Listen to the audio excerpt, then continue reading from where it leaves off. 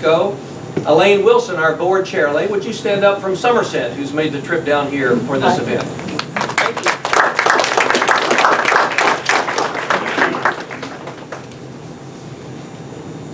And last but not least, we want to thank Congressman Brett Guthrie for being here tonight and for being such a great supporter of the Library of Congress and the humanities in Washington. Please join me in welcoming Congressman Brett Guthrie. Thank you very much. I'm going to be brief because I'm between you and the Poet Laureate. So I will, Poet Laureates, I guess that's the plural, or Poets Laureate? Yeah, that's the right way to do it. Get my words right, that's what I'm going to talk about. Well, thanks so much. And I want to talk about, I use the Library of Congress. I enjoy all the programs I have at the Library of Congress. I think we all know the story. They get everything published. So it's volumes and volumes and warehouses and not even in the buildings that you can see in Washington. But there's a lot of interesting things that you get to do there. And I've talked to a lot of fifth graders because, not that I think I'm smarter than the fifth grader, but the fifth grade does government in Kentucky. And they talk about the Constitution. And so I always start with, I always ask the question, if you were a citizen of what country were you a citizen of before July 4th, 1776? And of course they all answer Great Britain or England. And I said, it's a trick question. You weren't quite a citizen, you were a subject. And I try to use that to explain being a citizen of a republic is different than being the subject of a king. So I was at the Library of Congress one night, so I've said that for quite a few years, and I'm standing there and they took us through where they do all of the restoration, how they do the documents, the value documents of our republic. And they had the handwritten Declaration of Independence by Thomas Jefferson. Now the one you see in the archives is the one that was proclaimed actually in August, even though it was on July 4th. But Thomas Jefferson obviously had a rough draft. So we had the rough draft. And we were looking at it, and they were showing us how something they learned. And in the rough draft it said, "My fellow citizens." But it was blotted. You could tell it was blotted back then, even written with ink, and if he wrote something wrong, he'd have to blot it out and try to get rid of the ink under it and then write over it. Well, they never really knew what was under citizens because you're not going to erase it to find out until this new equipment they have, and they were showing, they blew it up, and you could read under the shadow of what he wrote.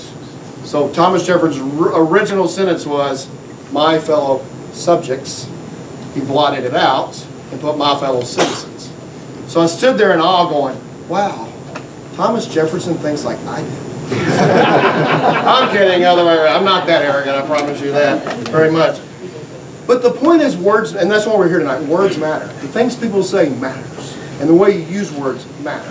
And I know a lot of you are from around here, that I've always tried to be careful the way I speak about things.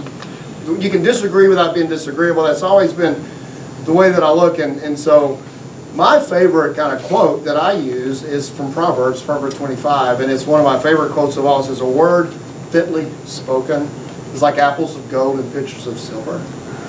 So what I believe, the God who designed this, said words matter. The way you speak to people matters. A proper word in the right place is valuable, and it is more precious than gold and more precious than silver. And so Paul Simon wrote a song one time and said, somewhere in a burst of glory, a sound becomes a song. Well, somewhere in a burst of glory, words become poems. They become speeches. They become the way that we can move forward. So the Library of Congress asked me how does poetry relate to public service? And I'm going to share this and I'll sit down. I've just finished a biography, a 3-volume biography of Teddy Roosevelt and one of Winston Churchill, and they were great quoters of poets. And I said, I don't know if I can go figure out where the scene was in those 6 volumes to go through. So I was trying to figure out exactly how I could find what I wanted to share. And I was standing on the House floor the day before yesterday, and there was a group of Western students who came, and one wanted to meet John Lewis. Some of you are familiar with John Lewis. He's the last of the original 8 speakers of the March on Washington. Dear man, he was a fraternity brother of Mr. Lewis. And Mr. Lewis went to Fisk. He's a Western, not at the same time, but a fraternity brother, and he wanted to do the secret handshake. And so I went down on the floor to see Mr. Lewis, and I was talking to him, and I was kind of thinking of what I wanted to say tonight. And then Joseph Kennedy III walked by. And think about 50 years ago, almost today, was when Dr. King was assassinated. And one of the the most moving things that I remember ever seeing of Joe Kennedy's grandfather, who's Robert Kennedy. He was campaigning for president in Indianapolis, was about to give a speech. And he walked onto the podium and told the crowd, though nobody knew because it just happened, that Dr. King had been assassinated.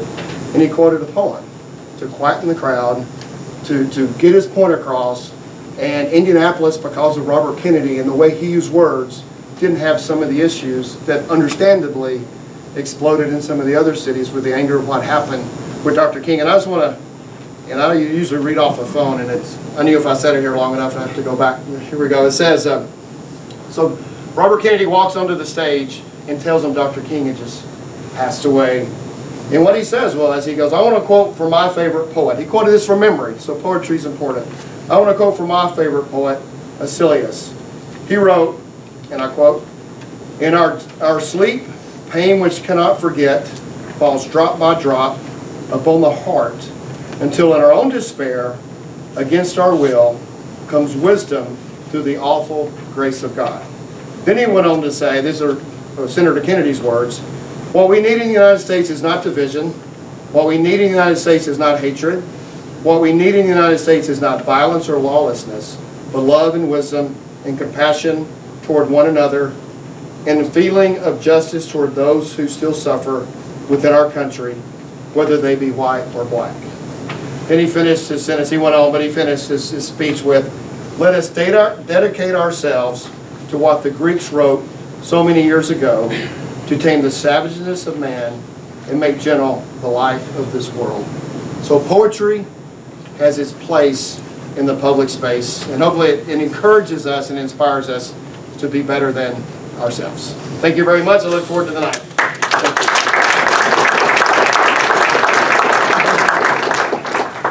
Now it's my pleasure to introduce Tracy K. Smith. Tracy K. Smith was appointed as the Library of Congress's 22nd Poet Laureate Consultant in Poetry in June of 2017.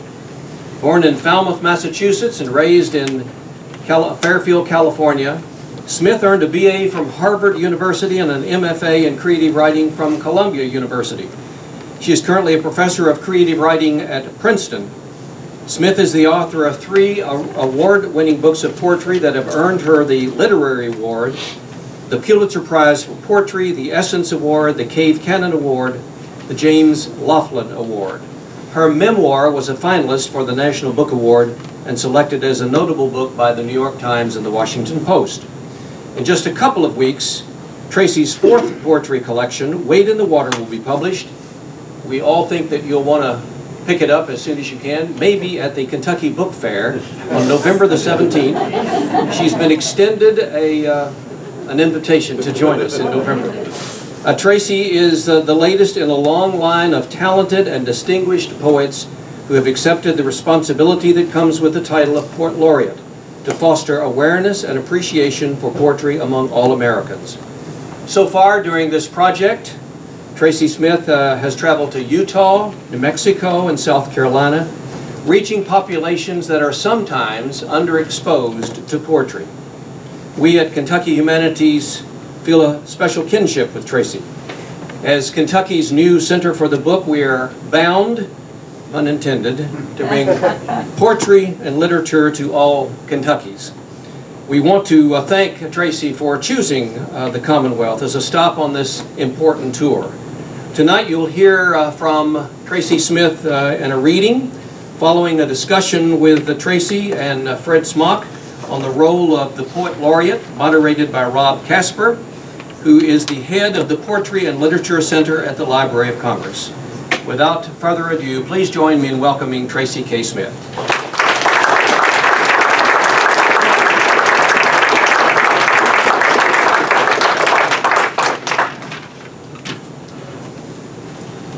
Well, thank you so much. I'm really just so grateful to be here. Is my microphone working in the back?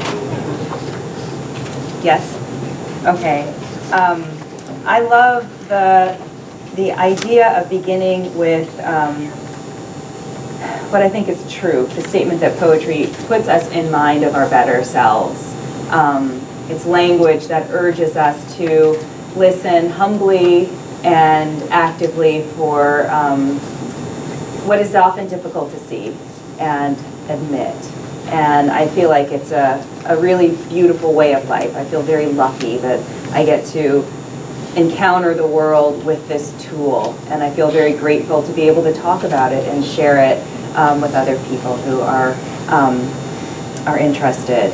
And so I'm grateful to be here. I'm going to read from my new book, which will be out in April, and it's called Wade in the Water. And I feel like that's the right choice because it's a book that's really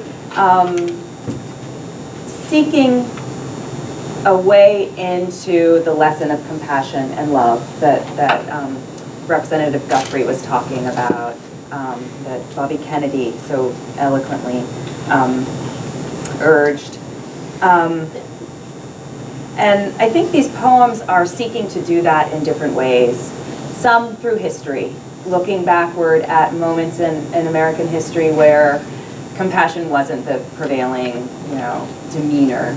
And looking, I think, honestly at my own life in the present moment and looking for ways that, that path might veer toward love and an understanding of others as opposed to what often is the reality, annoyance or frustration or dismissal, because life is full of so many demands. So I'll read from around in the book. I'll begin with a poem called Hill Country. One of the really beautiful things about getting to travel on these trips is seeing how the landscape changes from one region in the country to another. This is a poem that's set in Texas, but the nature of Kentucky that I've seen in the, 6 hours since I've been here has been glorious. I bought some dirt to take home with me. Hill country, and maybe what I'll say, and then I'll shut up and read, is that I feel a sense of the holy, and at the very least a model for something that feels like a mindfulness in nature that I wish to learn from. Hill country. He comes down from the hills, from the craggy rock, the shrubs, the scrawny live oaks and dried up junipers, down from the cloud bellies and the bellies of hawks, from the caracaras stalking carcasses, from the clear, sun-smacked soundlessness that shrouds him, from the weathered bed of planks outside the cabin where he goes to be alone with his questions. God comes down along the road with his windows unrolled so the twigs and hanging vines can slap and scrape against him in his Jeep. Down past the buck caught in the hog trap that kicks and heaves, bloodied, blinded by the whiff of its own death, which God, thank God, staves off. He downshifts, crosses the shallow trickle of river that only just last May scoured the side of the canyon to rock, gets out, walks along the limestone bank, castor beans, cactus, scat of last night's coyotes. Down below the hilltops, he squints out at shadow, tree backing tree.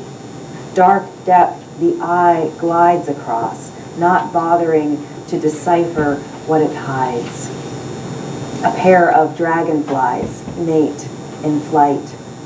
Tiny flowers throw frantic color at his feet. If he tries, if he holds his mind in place and wills it, he can almost believe in something larger than himself, rearranging the air. He squints at the Jeep glaring in bright sun, stares a while at patterns the tall branches cast onto the undersides of leaves. Then God climbs back into the cab, returning to everywhere.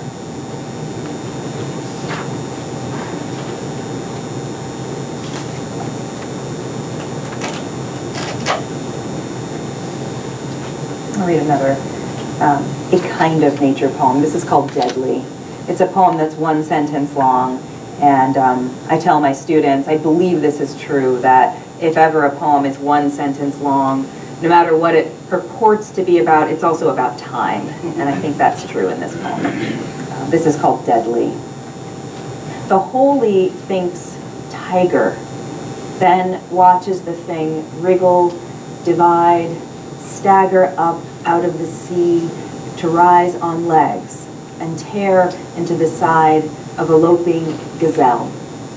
Thinks man and witnesses the armies of trees and every nation of beast and the wide, furious ocean and the epochs of rock tremble.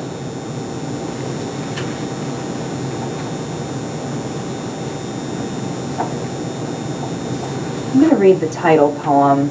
I'll tell you a little bit about where this poem comes from. I attended a performance of a ring shout in Georgia about 1 year ago. And as you may know, that's an African American tradition of spiritual songs that are also transmitting a sense of history, the history of blacks through slavery in this country, but it's also a performance style that bears a lot of connection to West African percussion tradition and ecstatic tradition. And those songs, as you know, are on one level, on the surface level, they're songs about praise and about redemption and about God delivering you to safety. And on a deeper level, there are songs that have messages embedded for slaves who were seeking freedom. So the song Wade in the Water is not just saying, you know, God's going to trouble the water, God will deliver you, but it's saying walk in the water so that your scent will be lost and you can't be pursued by dogs. So there's a lot of embedded meaning in these songs. It's a heavy history to contend with, and one of the things that moved me so deeply about this performance, in addition to the music, was one of the performers who, before everything started, greeted me and every other stranger that she met by saying, "I love you," and giving us a hug.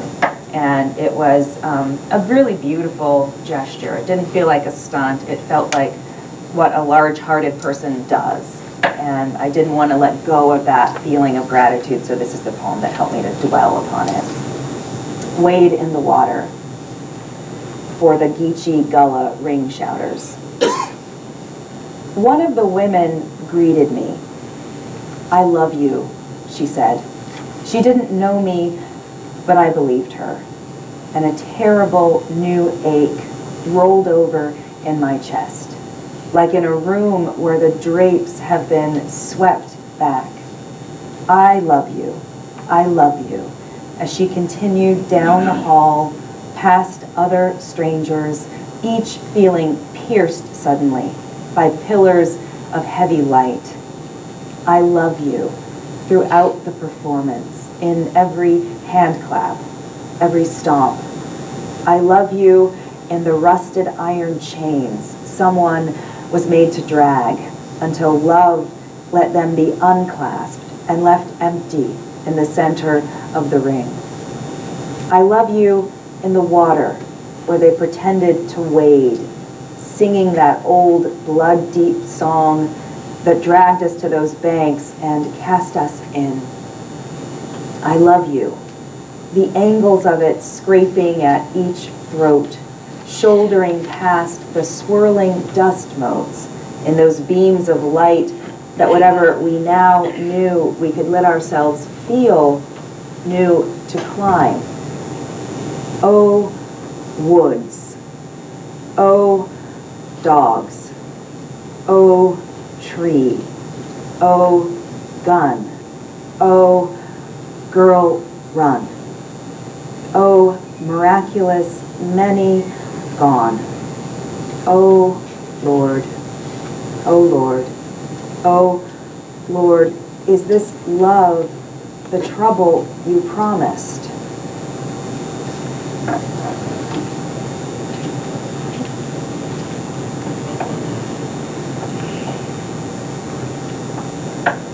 I was trying to write a Thomas Jefferson poem for a long time. I was invited to participate in an anthology of poems about Jefferson, and I wrote a sonnet, and I knew, my ear told me that the last line was wrong. It just wasn't right, but I couldn't fix it, so I gave it to them. And then when I was coming to work on this book, I said, maybe I can fix that. And I added to the sonnet, I added a few different sections thinking I'll make a whole suite of Jefferson poems. And then I said, maybe if I look at some of his letters and his will, I can make a found poem using bits of his language in a different way. And then I said, maybe I could do that with the Declaration of Independence. And I sat down and thinking about the way that Jefferson addressed his fellow subjects and the complaint against the British monarchy, I started to hear something that felt so relevant to African American life in this country. And so I eliminated the specifics of time and place. And I was kind of haunted or chilled by what I heard. So I'm going to share that poem with you and then maybe shift into one other poem about history. This is called Declaration. He has sent hither swarms of officers to harass our people. He has plundered our, ravaged our, destroyed the lives of our, taking away our, abolishing our most valuable, and altering fundamentally the forms of our. In every stage of these oppressions, we have petitioned for redress in the most humble terms. Our repeated petitions have been answered only by repeated injury. We have reminded them of the circumstances of our emigration and settlement here, taken captive on the high seas to bear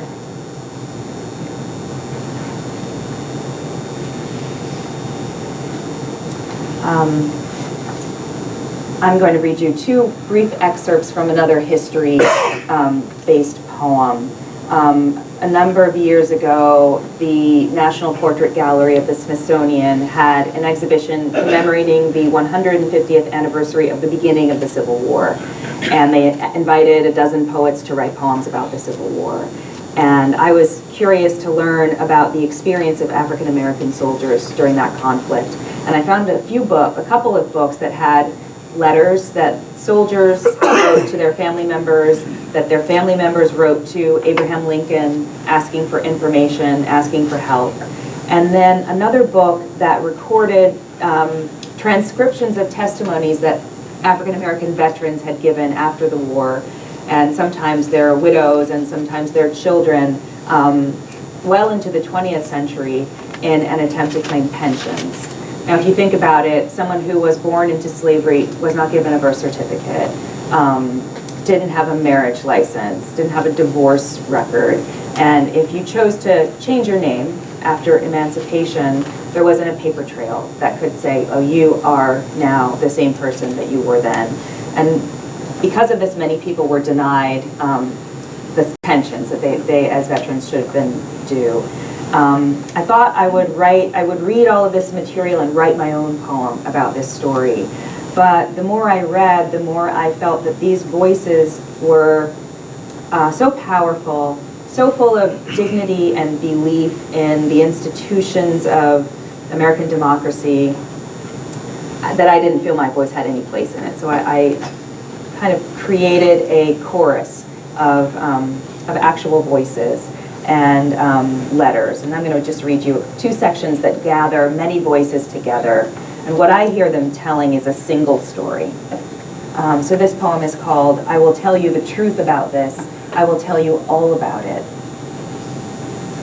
Excellent Sir, my son went in the 54th Regiment. Sir, my husband, who is in Company K, 22nd Regiment, U.S. Colored Troops, and now in the Macon Hospital at Portsmouth with a wound in his arm, has not received any pay since last May, and then only $13. Sir, we, the members of Company D of the 55th Massachusetts Volunteers, call the attention of Your Excellency to our case. For instance, look and see that we never was freed yet, run right out of slavery, into soldiery, and we had nothing at all. And our wives and mother, most all of them is a perishing all about, and we all are perishing ourselves.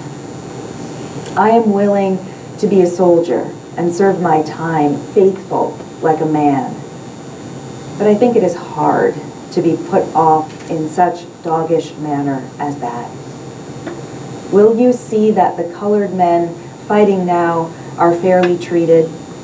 You ought to do this, and do it at once. Not let the thing run along. Lead it quickly and manfully. We poor oppressed ones appeal to you and ask fair play. So please, if you can do any good for us, do it in the name of God. Excuse my boldness, but please, your reply will settle the matter and will be appreciated by a colored man who is willing to sacrifice his son in the cause of freedom and humanity. I have nothing more to say, hoping that you will lend a listening ear to an humble soldier. I will close. Yours, for Christ's sake. I shall have to send this without a stamp, for I hain't money enough to buy a stamp. I am 60-odd years of age. I am 62 years of age next month. I am about 65 years of age. I reckon I am about 67 years old. I am about 68 years of age. I am on the rise of 80 years of age. I am 89 years old. I am 94 years of age. I don't know my exact age. I am the claimant in this case.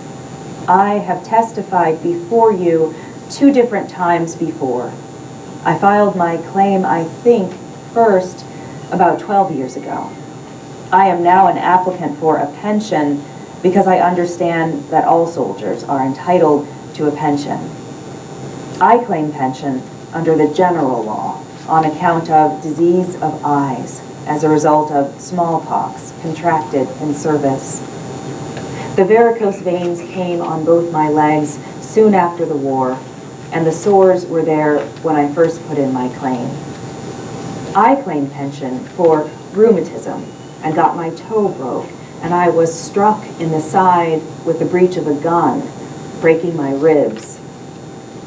I was a man stout and healthy, over 27 years of age when I enlisted. When I enlisted, I had a little mustache and some chin whiskers.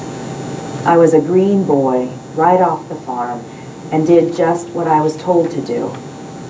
When I went to enlist, the recruiting officer said to me, "Your name is John Wilson." I said, "No, my name is Robert Harrison," but he put me down as John Wilson. I was known while in service by that name. I cannot read nor write, and I do not know how my name was spelled when I enlisted, nor do I know how it is spelled now. I always signed my name while in the Army by making my mark. I know my name by sound.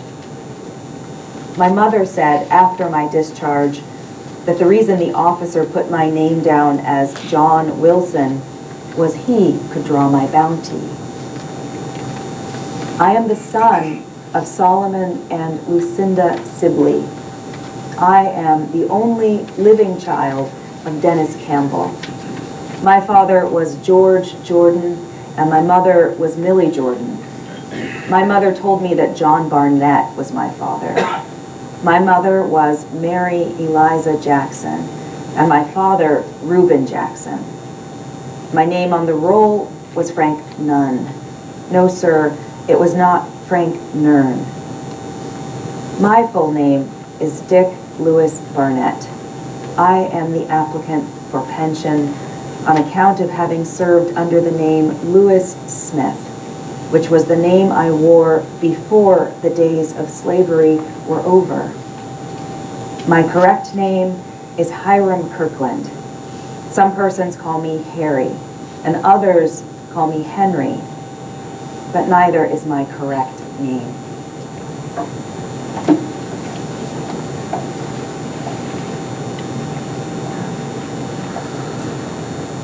So I think looking backward has also made me more conscious of what I see, how I perceive the people around me now.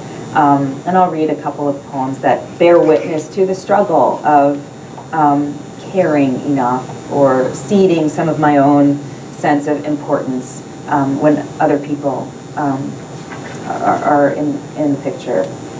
These are two kind of companion poems called this one's called Beatific. I like poetry because it allows you to be your best self, but you can also be honest about your real self, which is sometimes not so noble. Beatific. I watch him bob across the intersection, squat legs bowed in black sweatpants. I watch him smile at nobody, at our traffic stopped to accommodate his slow going. His arms churn the air. His comic jog carries him nowhere, but it is as if he hears a voice in our idling engines, calling him lithe, swift, prince of creation. Every least leaf shivers in the sun, while we sit, bothered, late, captive to this thing commanding, wait for this man, wait for him. Charity. She is like a squat old machine, off kilter, but still chugging along the uphill stretch of sidewalk on Harrison Street, handbag slung crosswise, and I'm guessing heavy. And oh, the set of her face, her brows profound tracks, her mouth cinched, lips pressed flat. Watching her bend forward to tussle with gravity, watching the birth she allows each foot as if one is not on civil terms with the other, watching her shoulders braced as if lashed by step after step after step, and her eyes' determination not to shift or blink or rise.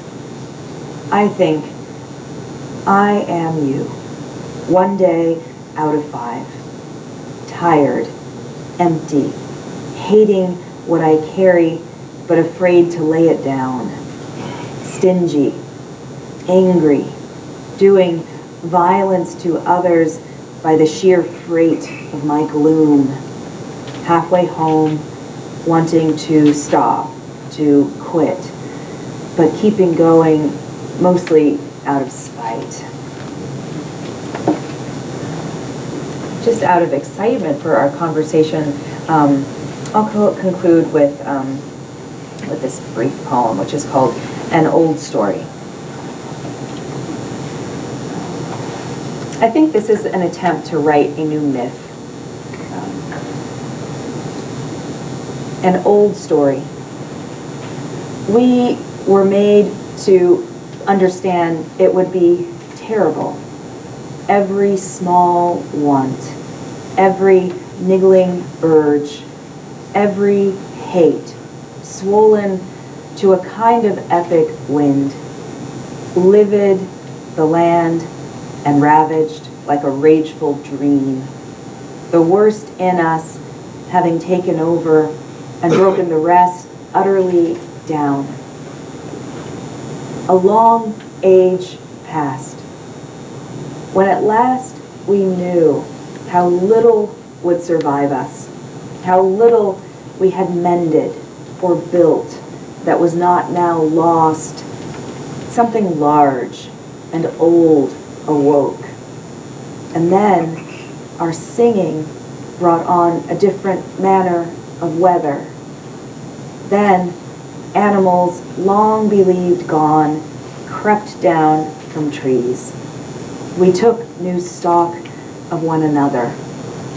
We wept to be reminded of such color. Thank you.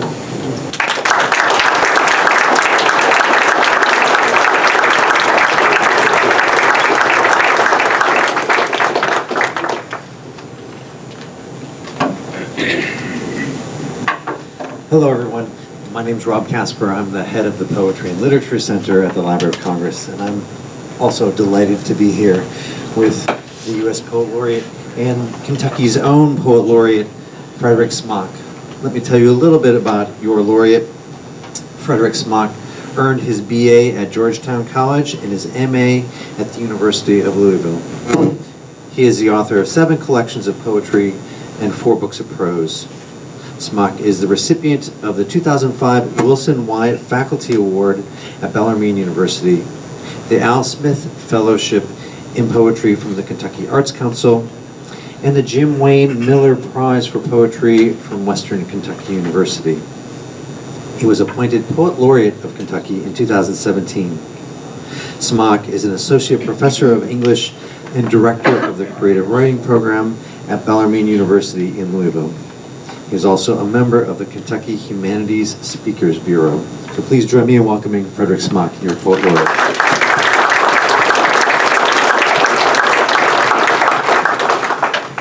So the title of this moderated discussion, which we'll do for a little bit, and then I want to give you the opportunity to ask both the Kentucky Poet Laureate and the U.S. Poet Laureate any questions you might have, is the role of the Poet Laureate.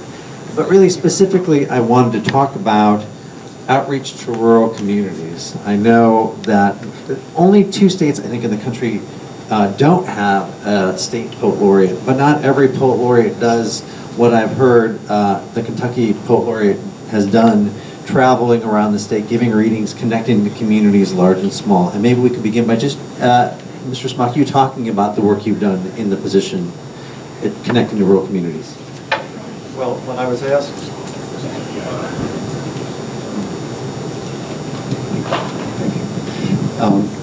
when I was asked to take on the role, I was encouraged to accept every invitation that I could to speak or read or travel around. And I've taken that very seriously. And it's taken me across the state and back. And it's been a lovely experience. And one of the things that I've found is that out in the state, once you get away from Louisville, Lexington, and Frankfort, there's a real hunger for poetry. And when you think about it, when we were children, we loved poetry. And somehow there's a disconnect that comes in at some point. I remember my older son was in the yard, maybe 5 years old, stabbing things with a stick. Bushes, not the dog, you know. And I made this sort of dumb father comment that looks like a cruel sword, simile. And he stopped what he was doing and he looked at me with his gray green eyes and he said, "It is a sword, a metaphor." So kids get it, and part of the joy in speaking to groups, especially student groups, is to reconnect them to that joy that poetry can provide. So that's been a real thrill for me. Maybe we could talk a little bit more about what you describe as the hunger outside of the urban areas of Kentucky. And maybe, Tracy, you could talk about it too in the trips that you've had, New Mexico, South Carolina, and out here in Kentucky. The hunger that you see when you travel to these rural communities, and how that plays out in the conversations you have with people. Okay. Well, I'm really struck by how eager and grateful people are in communities where there isn't a lot of existing programming, and you know, they come for various reasons. For poetry, maybe they write poetry, maybe they are curious about what poetry would sound like in such a format. Maybe they are, well, in some of the communities that I've visited, people have said, "I want my kids to see someone who looks like you in this position, that's why we're here." And I also have been delighted to see all of the different versions of community that are represented, people who are coming from schools together, or people who go to the same churches and they come together. And it makes me feel like what is shared in poetry, reading, and conversation isn't confined to literature. You know, poetry is a vehicle for listening and for coming together, and in a way, some of the sense of welcome and hospitality that I feel here, and it's different in some ways from what it feels like to give a reading as part of a series that has been going on for decades in places where people are used to having to choose between which literary event they'll go to. There's a real sense of a gathering and a sense of eagerness that I think is beautiful. I've only so far done a handful, 3 official trips through the library, and then a number of unofficial rural trips that are the result of invitations from communities who have said, okay, we're going to get all the 7th graders in this district in one place, and you come read to them. I feel very humbled and moved by that, to think that the work of language is something that can be so vital that people will, move mountain-like things in order to bring it to their place. Just the other day, I was in Frankfort, Kentucky, judging the Poetry Out Loud competition, which is a national program that states can opt in for. And there were 16 high school students who had won the title at their high school, and they were in Frankfurt. They had memorized, each of them, 3 poems, and they recited those poems. And they were so good, they were so talented. And I was just thrilled to see students, and none of these students were from Louisville, Lexington, or Frankfurt. They were all from out in the state.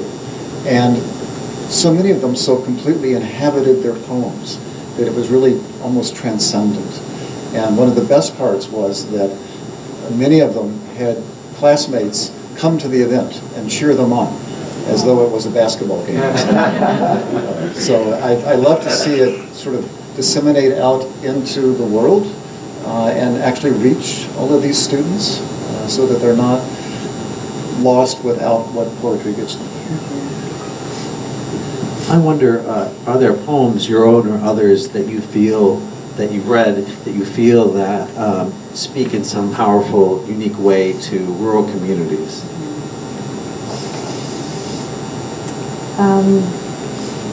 Well, one of the things, I kind of lost my train of thought a second ago, but the one thing I was going to say is I've done a few trips, and I don't yet know what I would say characterizes a rural community. I don't know if there's a thing other than the fact that it's not a city, and maybe nature or landscape is something that people live with as opposed to remote from. But I feel like every place I've gone, it's been different. I've shared a lot of poems that don't have so much to do with place, but like kind of a moment of clarity, a private moment of clarity. And I'm excited to see what people see and hear in poems. There's always a little distance of poem travels, right? The speaker is speaking perhaps from real experience. The reader follows that, receives that, but then there's also a moment where the reader says, this reminds me of this thing in my life, and so the poem gets pulled a little bit closer. It's interesting to see how that changes based on the age of who's reading the poem or the circumstances. We just did an event this afternoon with people who are dealing with addiction, and so the poems, even that were not about substance abuse, were pulled to a place where they were capable of speaking to that, which I think is one of the miracles of poetry. It gives, it allows you to find yourself within the story. It can be difficult to know how a poem is received unless you talk with people afterwards, which doesn't always happen. There's a Navajo saying, I know what gift I have given, I do not know what gift has been received. And when I talk to my students, I tell them, look, you're the only authority on what any of these poems mean to you. Not me, not the poet, not the critics, you. You do something with this poem. I read a story about a woman in Texas, a poet, who for some reason took the Texas high school standardized exam, and there was a question in the literature section about one of her poems. And it was asking what was the author's intent in writing it. And she got the question wrong. So, somewhere, I think it's important to empower the readers to do whatever they want to do with that poem. And at that point, it's not mine anymore, it's theirs. Well, I've been talking a lot about rural communities, but I wanted to expand the conversation a little bit to talk about how poems may connect rural and urban communities, whatever we might define them as. Are they vehicles for conversation between Kentuckians, Americans who live in small towns and live in big metropolises? I hope so. Now, is there always a forum for that conversation to take place? I don't know. I feel lucky because I'm sort of a former city person who gets to be in the middle of this conversation when I come to a place. But it's happening in real time, and I'm there. But I think what poems do, and this is why I think I read them, and this is why I write them, they allow the deep private voice of feeling and thought and something that isn't exactly language, something that doesn't fit exactly into language. They allow that to rise to the surface. And so I can find myself in a poem, even if it's spoken by or written by somebody who has nothing ostensibly to do with me, because I have a deep private inner life as well. And at that depth, I'm not so very different from another person. That's what I think is really exciting about poems. I don't know that, in some ways you could call that a universal quality. I like to think of it as just a deep human quality that we share, and that sometimes the surface layers of our lives cause us to forget. The surface differences between us cause us to forget. And poems come from who knows where. When I was a kid, I grew up in Fern Creek, Kentucky, which was then not a suburb of Louisville. And somehow I found my way to the novels of the Appalachian writer Jesse Stewart. And I would read those books, and then I would sort of act them out in the woods around my house. So I think there is a humanness that connects all of us, regardless of whether you live in a city or in the country. And a poem exists where nothing existed before. And as an example, when my son was in grade school, I went in to do Poetry Day, and one of my ideas was to go to the grocery and gather a bag of the strangest fruits and vegetables I could find. They each got to pick one, play with it, get to know it, and then I asked them a series of questions that they were to answer in the voice of the fruit or vegetable they had chosen. Like, who is broccoli's best friend? And I still remember the girl who picked the coconut. There wasn't much she could do with it. She could feel the hair on the outside, she could shake it and hear the milk slosh around on the inside. And the last question I asked them was, where do you like to go on vacation? And this 10-year-old girl wrote, I never have to go on vacation because I carry the waves inside me. And every kid in the room did just what you did. I think there's this common human thing that connects us through this special language that we call poetry. Let me see if you all have some questions to ask your duo of Poets Laureate. Anybody have any questions out there? Don't be shy. Someone? Yeah. Both write poetry as children? Rob, won't you So repeat yeah, the question is, did both of our Poets Laureate read poetry as children? Right. Sorry, write poetry. Of course you read poetry as children. I liked to write rhymes and things when I was little, and then when I was in the 5th grade, I read a poem by Emily Dickinson, and I thought, oh, that's so wise. I'm going to write wisdom now. And I started trying to write poems that were meaningful. And it wasn't until I was a young adult that I really started reading a lot of poetry and studying the ways that poets read poems and trying to do that systematically. It started out as just joy, you know. My friend Wendell Berry and I were on a panel, and he got the question, how did you get started writing poetry? And Wendell's answer was, well, there was this girl, see. and I did, I wrote as a child, and I think I went through a phase where I wanted to be a rock and roll lyricist, and then I kind of slid sideways into poetry. But yeah, I think if anybody's fascinated with language and captivated by language, you just get drawn into it. I find that and this is still what I love, it teaches me things, it allows me to teach myself things that I didn't know. It's my imagination, my vocabulary, it's my, time and work, and yet somehow from where I begin, I end up discovering something that I hadn't already known, and that feels like magic every single time. And then when I read other poets, they show me how the world is different, larger and smaller and stranger and more familiar than I thought, and those lessons stay with me. I think that's where poetry kind of closes the gap between what can be said and what can't be said.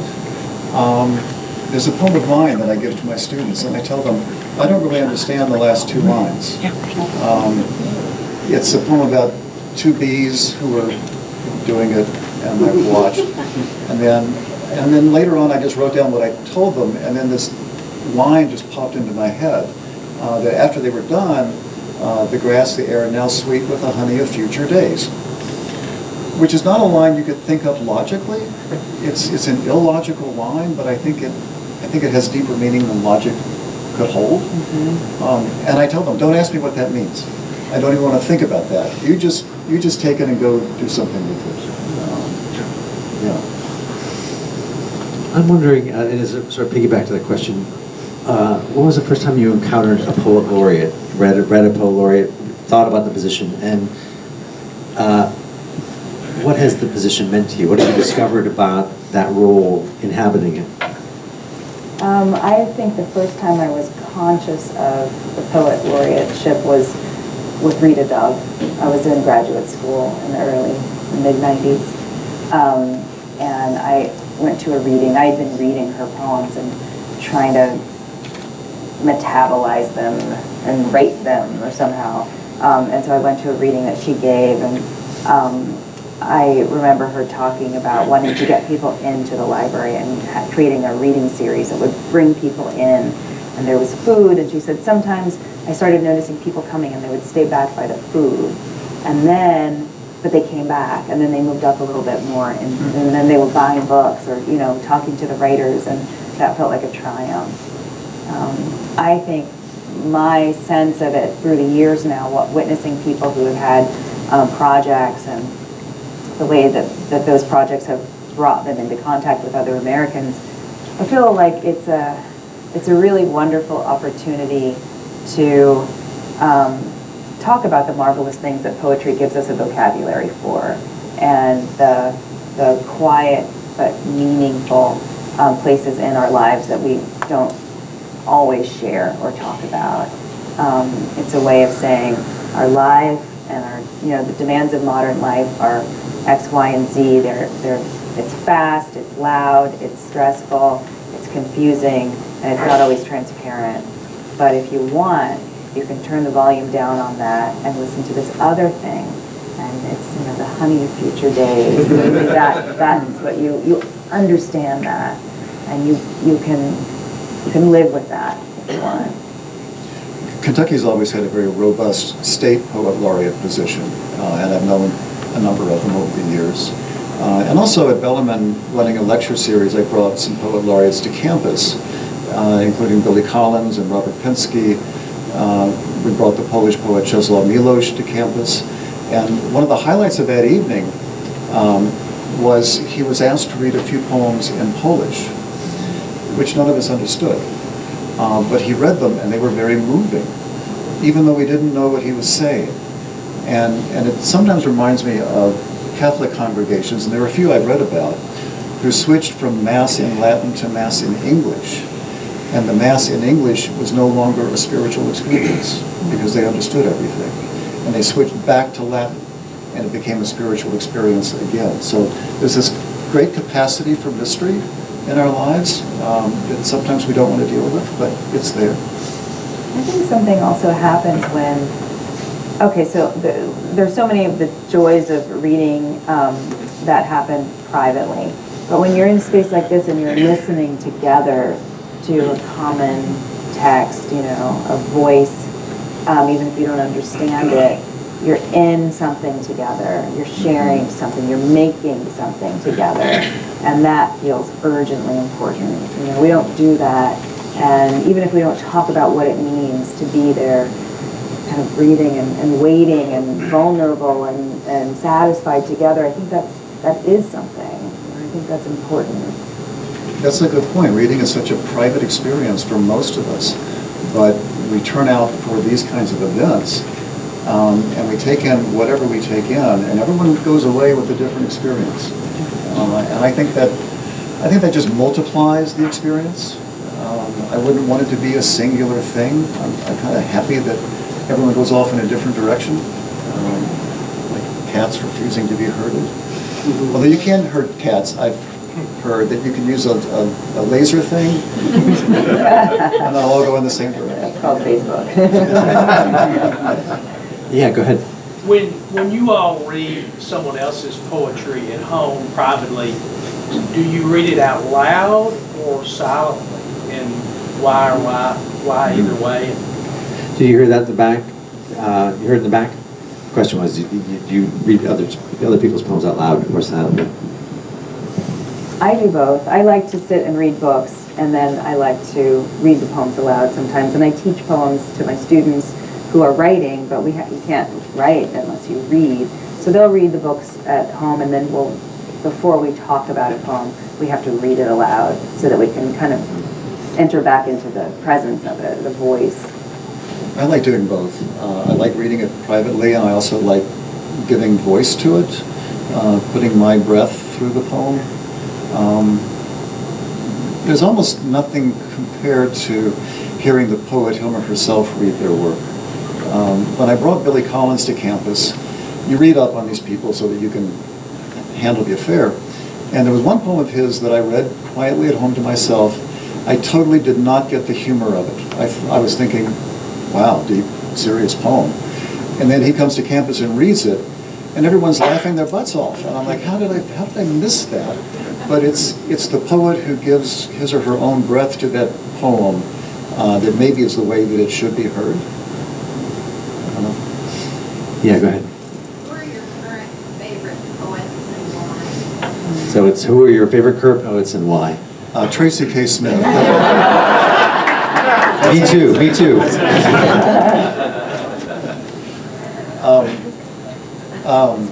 I love Rita Dove. I once rode up in an elevator with Rita Dove at a conference and was just thrilled for like the next 3 days. I really like Mary Oliver. I like Olaf Hadje, who's a Norwegian poet, no longer around. But I found a book of his, and I wrote an entire book of poems in response to his book of poems. So sometimes there's this wonderful, deep conversation that happens, because art comes from art. I have had students tell me, I like to write poetry, but I don't like to read it. And I'm thinking, who are you, Michael Jordan? You just show up on game day? And it's not the way it works. Can you spell his name? His last name? Olavhauge.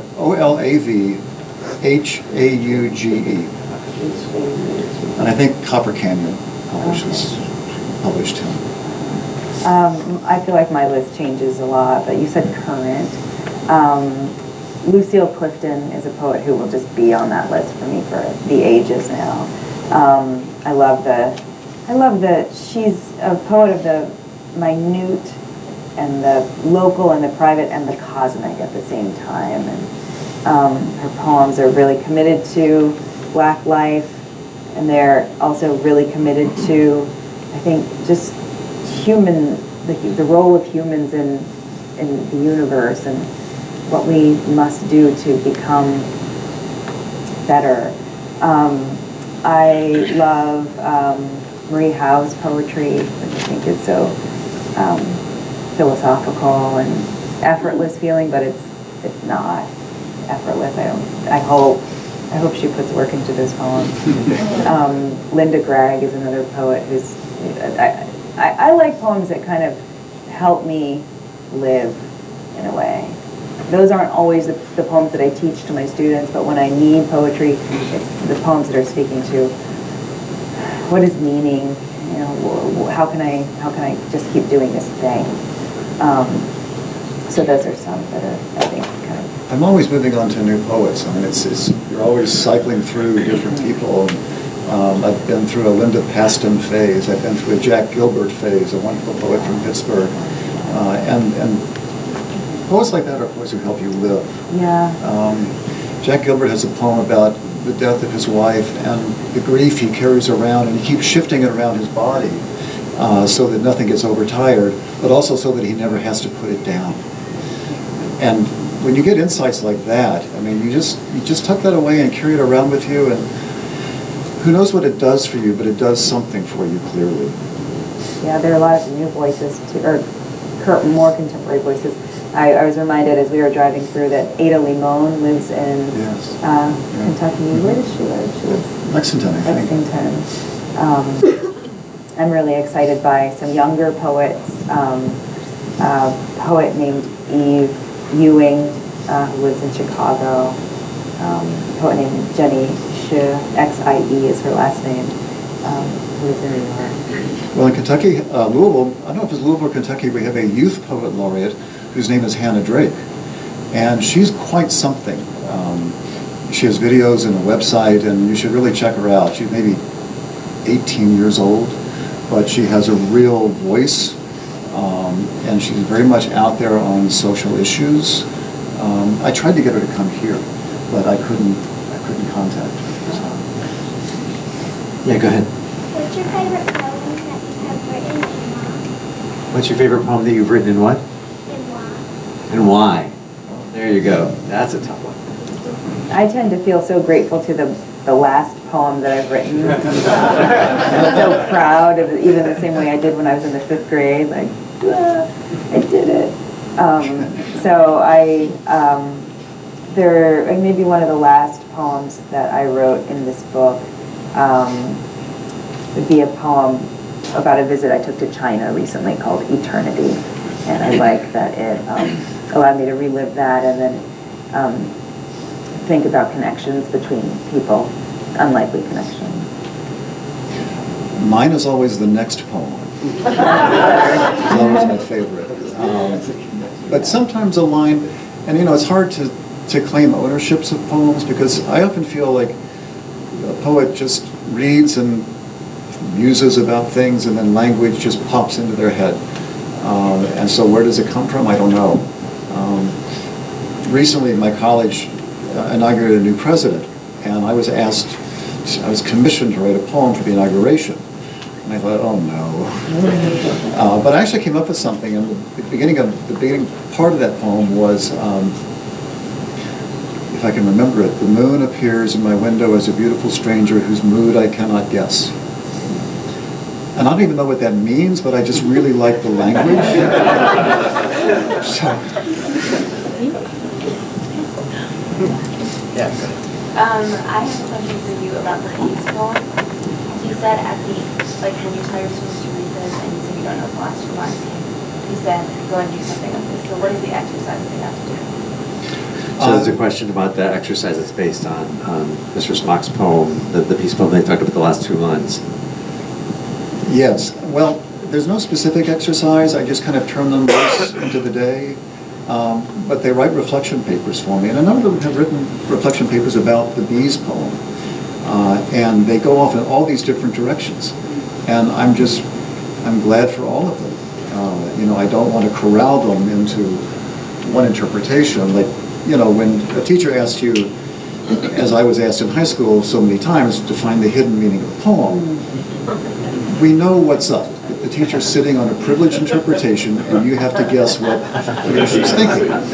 That's just no fun, and I don't think it has any educational value. So go off in your own directions, and I've gotten really wild interpretations of those last 2 lines, but I'm not going to argue with any of them. Yeah, go ahead.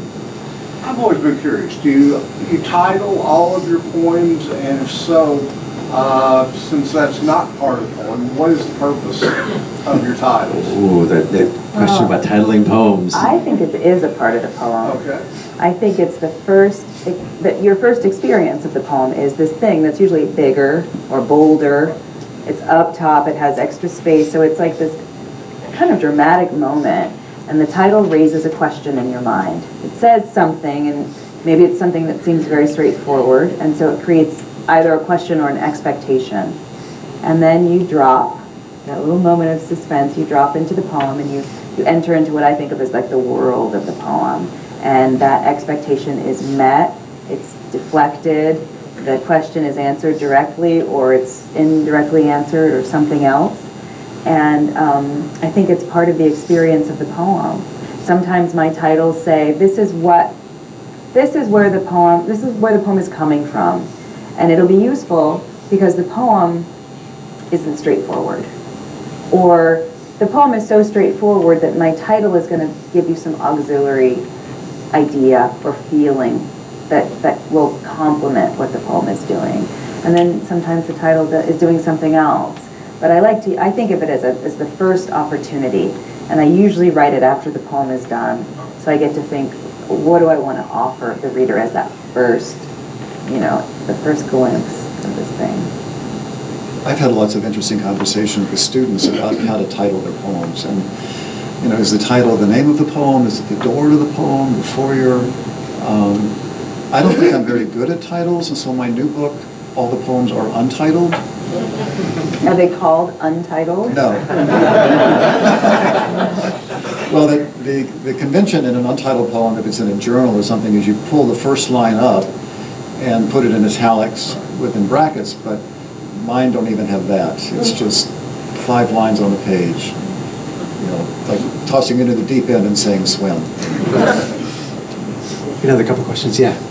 In terms of physically writing, do you schedule specific hours in the day where, hey, on Wednesday from 9 to 5, I'm going to sit down and write something? Or is it more fluid where you'll write just when the inspiration or the idea strikes? Yeah, question about just writing time, when you have it and how scheduled it is.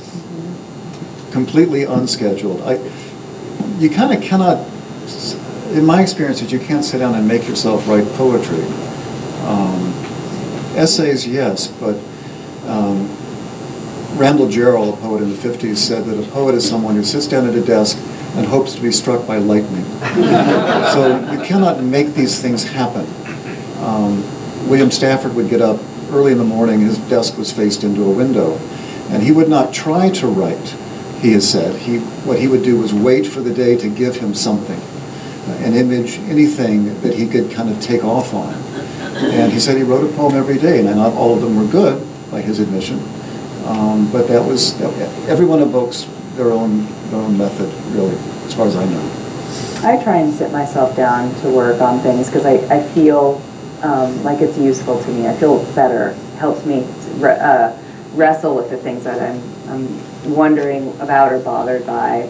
Even if I don't have an idea in mind, when I have the time, I know that if I can go through the motions of saying the wrong thing for about 15 minutes or an hour or whatever, eventually something that's smarter than me will give me the right thing to say. I think that thing is probably the unconscious mind, but I trust that there can be some progress. I'm not doing that every single day. I find that I write periodically, and then there are moments where something, maybe I have a lot of time, uninterrupted time for days or weeks or months if I'm on leave or something from teaching, and then I dive into what feels like this intense period of productivity. When I'm not being productive like that, I'm reading or learning something, deciding what bothers me enough to learn about it and wrestle with it might become the next body of work. There was a French poet, and I can't remember who, but he said a poet never goes on vacation. That if you're working on poems or a poem, even if you're taking a walk or a shower or brushing the dog, you might not be working on that poem consciously, but chances are that subconsciously or unconsciously you are working on that poem. And I think that anything that passes through the sub or the unconscious and then reemerges is something that's deeper, truer, maybe more truly you, and you might have been surprised by that. So for me, it's kind of all the time. Maybe one last question. Yeah, way in the back. My name is Michael. I'd like to thank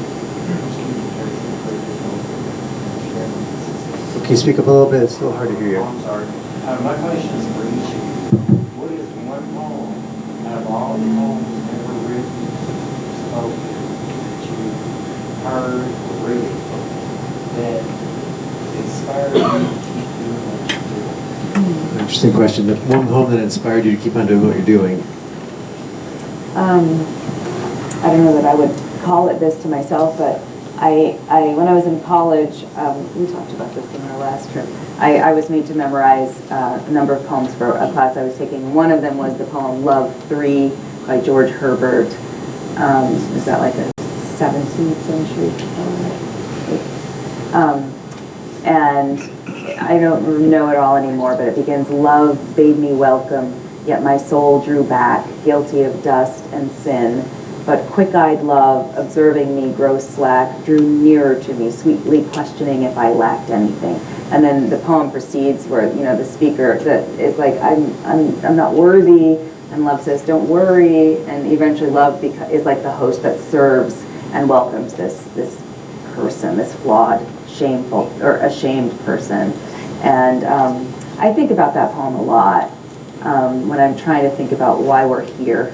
What is it, this thing, human life about? And I love the idea that there is something that's so on our side and so compassionate that it wants to help us to recognize that, what we're worth. I think about that poem. I'm going to go back in time too. When I took a Chaucer class as an undergraduate, the first 2 weeks we spent learning how to read, both to ourselves and aloud, Middle English. And it was this immersion in language like I'd never had before.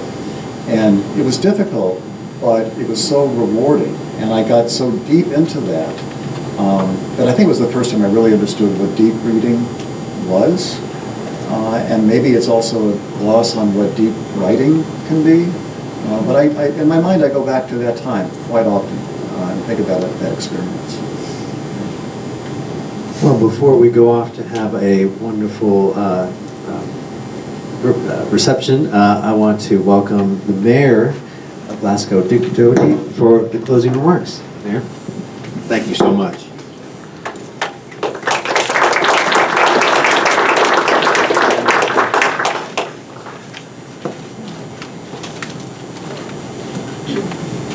What could I say to these fine folks? I've given it some thought, because unlike some of you, a poet I am not. I guess I'd like to let you know we're awfully glad you came. It's an honor to get visit with those of such acclaim. We know that you have traveled many roads along your way, seen pyramids and castles and great things upon display. We also think that Glasgow is a place of pure delight. Its rolling hills and lakes are of the things which poets write. Thank you all for coming to our home we hold so dear. We're honored to have had you, and y'all come back, you hear?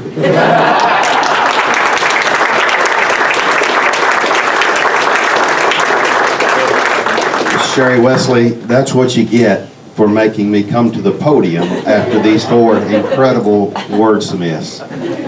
I'm sure you now wish you had assigned me to the punch bowl instead of giving me the closing comments. But we are so thankful that you have been here and you spoke of that hunger that you see in rural communities. And trust me when I tell you that this group that has come out tonight speaks to that hunger in this rural community. So thank you again for being here. I'd like to leave both of you with something to take with you besides that glowing memory of my poem. And I have some gifts. And I have, Tracy, for you, a basket. And in this basket are 2 books from a local author, Mrs. Peggy Goodman, who is one of our board members here at the museum, and a bracelet that is made from silver cutlery. Yes, ma'am. A local artist, Miss Kelly Lee, has made those. And those buttons are buttons that were from this pants factory several years ago, but that lived in this home for some 60 years. So I've noticed it will match your earrings, so you can wear that home if you like. And for you, we have a tie. And that is a special tie to us here in Glasgow. Glasgow has a very strong Scottish history and heritage. That is the tartan plaid that is specific to Glasgow, Kentucky, as well as our sister city, Glasgow, Scotland. There's a history there, and we want to present you with that in the books from Mrs. Goodman as well. So again, we thank you all so much for coming. And I know that on any other day, Frederick, you would be the king. However, today you will play second fiddle, but we thank you nonetheless for coming to be with us. We have so enjoyed the time that you have spent with us. You are very gracious to come to this part of the country, and again, we thank you and welcome you back at any time.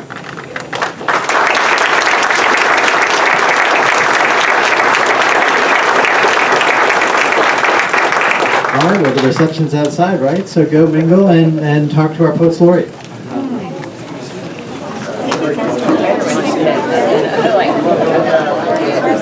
Sort of spinning around. Do what? The spinning. I know, it's late today. No idea what